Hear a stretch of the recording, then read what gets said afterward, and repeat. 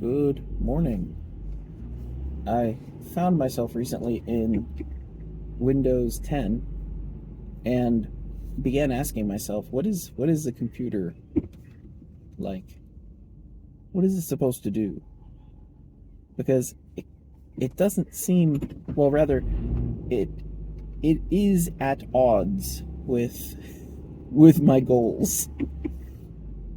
So I'm in Windows 10 for a reason, and the reason I'm not using Windows, the Windows that I use is 7, and I had an issue that I needed to get on 10 for, so I dual booted into 10, and then I'm trying to run this software, trying to figure out what the problem is with my CPU, and while I'm doing this, there is a sloth.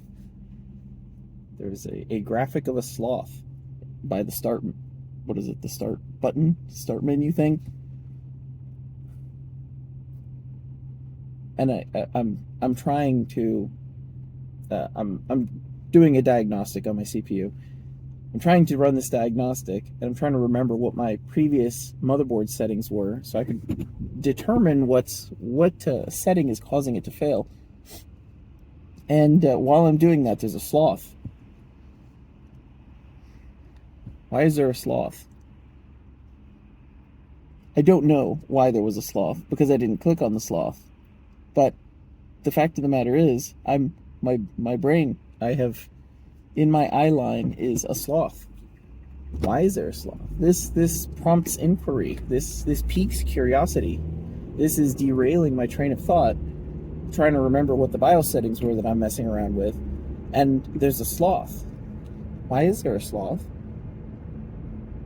I don't know. So I see the sloth, I acknowledge the sloth, I ignore the sloth. And then something flickers in the corner. In the corner by the taskbar. What is that?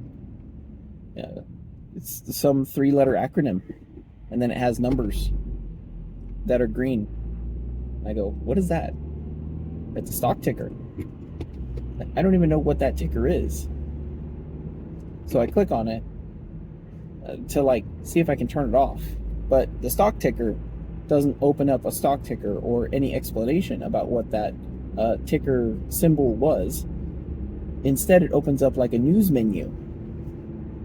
And I've just activated the trap card, obviously, and it has a wide variety of news articles, all of which are unnecessary to me. Running a diagnostic on my CPU and remembering which motherboard settings I'm twiddling with while I'm running this test. So I close it, and wouldn't you know, as it's closing, I'm very guilty of this, I have trouble with this. As it's closing, I FOMO that one looked kind of interesting. It pops up. I generally see, I glaze over it and go, I don't want to look at this right now. And then I hit close, and as it's closing, it's like, oh, well, that one looked kind of interesting. Maybe I should read that one. Okay, well, I don't remember what it was. Let me just take a quick peek. So I click on it again. And you know what happens? You probably do. You can guess what happens. Can you guess what happens? I was enticed into clicking on this thing, and then I closed it. And then I decided I want to open it again to see what I saw the last time. So, what will it show me?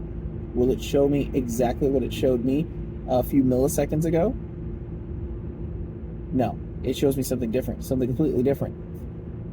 And now for something completely different. So, I'm trying to run a diagnostic on my CPU, and I'm trying to close this thing that's flickering in front of me. In the corner of my eye.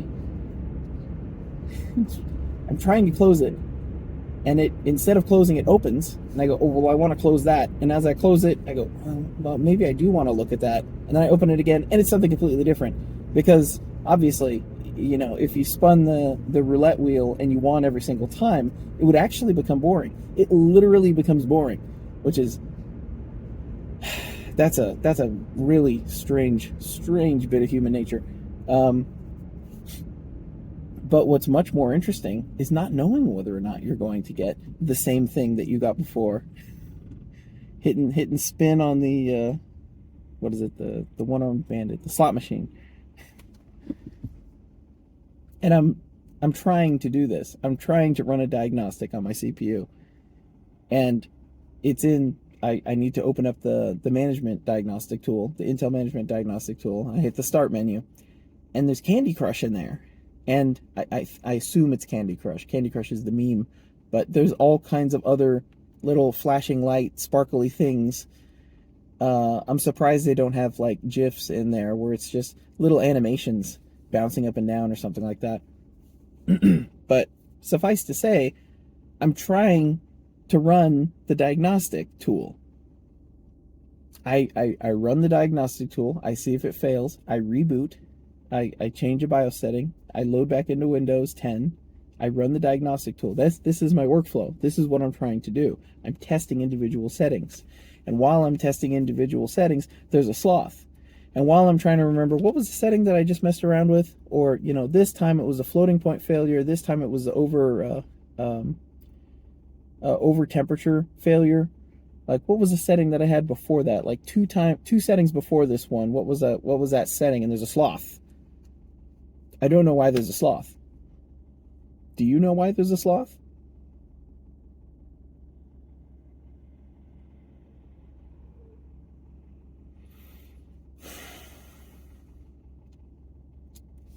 I live in Kentucky, and pretty recently there was a tornado warnings, and tornadoes are kind of important, and you kind of want to know about them.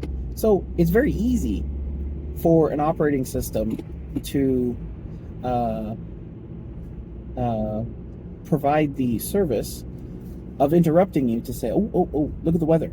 The weather's important. It's a matter of safety. Matter of your safety. Look at the weather. Which is great. I think. This is my question. What is the computer for? Is the computer for interrupting me? What if it's for my safety? What if it's for my health and safety?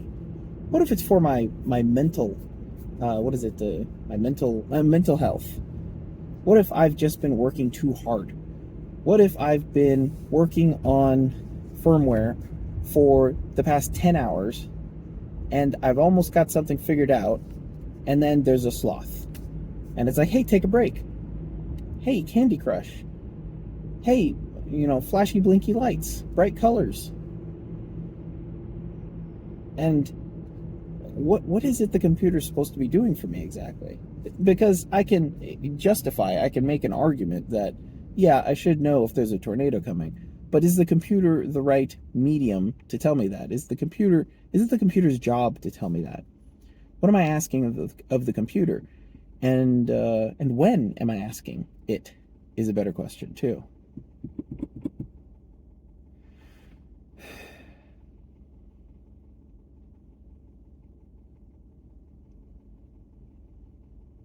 Now, I don't think I have the ability. Well, I'm not activated, I don't think, so I definitely don't have the ability to turn off some of these settings.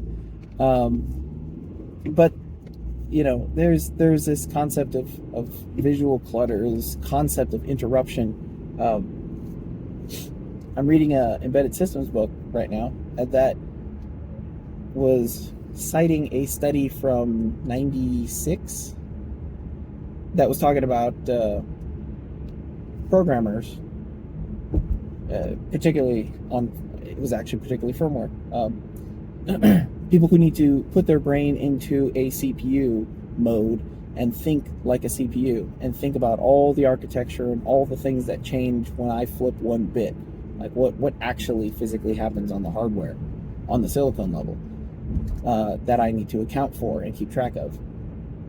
And what it said was there was a 300% increase in productivity in the people that did not have interruptions, and that the average interruption and the people on the other end of the interruption scale had like a 25% efficiency. Like their output, how much code they produced, was 25% lower than average, while the people that were uninterrupted were like 300%. Now, if you know code, then you also know that interruptions not only prevent code from being written, but also introduce bugs. Not being able to fully understand the implications of the code that you write because you're distracted, or you were just thinking about it and then you forgot something, or you were interrupted, means bugs. And bugs are little exponential problems that, it either takes you 5 minutes to think about it now, or it takes you 50 minutes to figure it out later. Or worse, when you actually if you're doing something more permanent, you create production and you've got thousands of units that now have this bug that you either can't fix or must fix, or need to figure out what the bug is. You don't even know how you're supposed to fix it until you understand the bug, at least. But the point is, you not only have diminishing returns, you have like exponential failures. You have like spiraling failures. And all you have to do is interrupt. Oh, the other thing, it said the average interruption was 11 minutes. Every 11 minutes, someone is popping in and asking you something. Or there's a sloth on your screen. Or there's a stock ticker for a symbol that you don't even know and didn't ask for, and it's popping in your screen. And when you try to close it, it presents you something enticing, and you go, oh, maybe I do want to read that. But you don't, and you shouldn't, because you're supposed to be doing work, and that work is not getting done. And as soon, of course, as I figure out the problem, I switch back to Windows 7, and I go, okay, I'm good now. And as I'm working there, it's straight work. I'm not getting interruptions. Everything is right where I left it. Now, I am something of a curmudgeon, and I approach the Windows 10 experience. It's 10 years old now, which means I can start using it. I approached the Windows 10 experience with a little bit of annoyance, but maybe in the back of my mind, there are some pieces of software which are ending support completely for Windows 7. Simply will not run. There's some ways around that, and there's some things I should be doing about that, but the uncomfortable admission for me is that it would be a lot better if I could switch to Windows 10. There would be a few things that would improve if I could switch to Windows 10. There would be quite a few things, actually, that would be easier if I could switch to Windows 10. And there's probably a way for me to remove and disable and shut down all these additional things. But there's this other person that's just sitting there. Bill is on my shoulder, and he says, hey, you wanna take a break and read some news? Hey, look, there's a sloth. What's that sloth doing there? You want to click on that sloth? You should click on the sloth. Are you going to do some work? You better click on the start menu. Oh, look at Candy Crush. Oh, Candy Crush. It's free. You could just take a quick break. Take a break? Huh? You want to take a break? You want to go for walkies? Huh? Squirrel!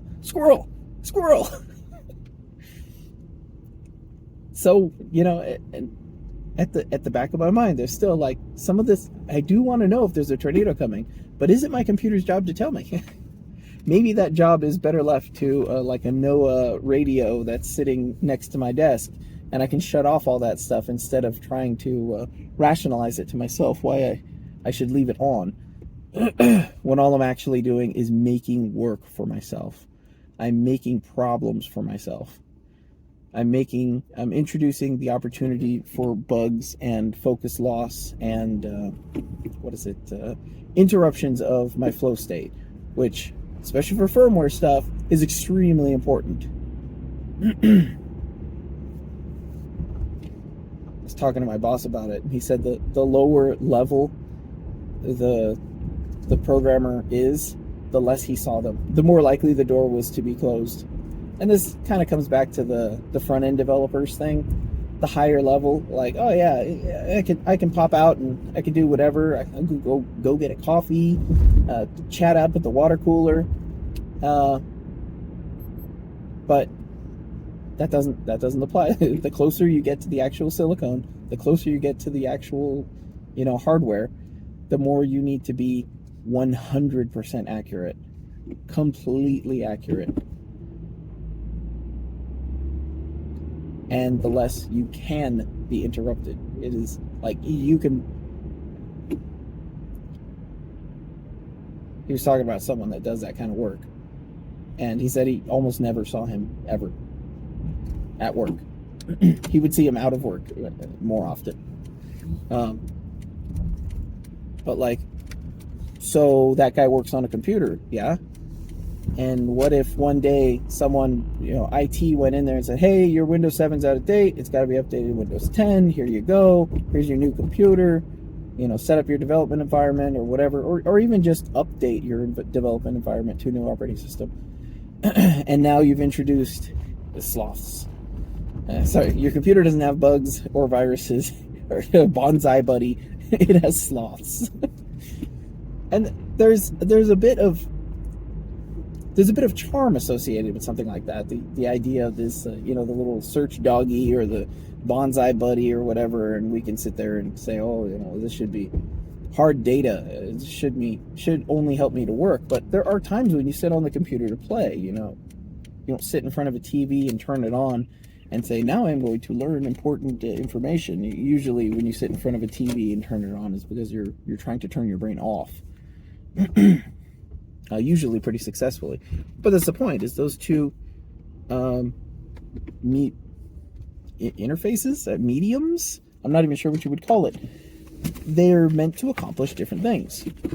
So what is your computer supposed to do? And I suppose, when is it supposed to do it? And how can you, or can you, is it possible to tell the computer, you can't tell your TV, hey, only show me channels, or I'm sorry, your YouTube feed, only show me channels of this from these hours to these hours, because this is my study time. This is when I learn new things. This is when I nose down into books and try to understand concepts and remember things. And this is when I want to play, Candy Crush. This is when I want to watch a 57-minute video essay on bread, and be like, oh, infotainment. I'm learning something. This is useful. I'm very educated. It's very odd. And then like these things are everything. The smartphones are everything. And since they're everything and they're everywhere, so they're nothing and they're nowhere. They have no focus, and neither do you.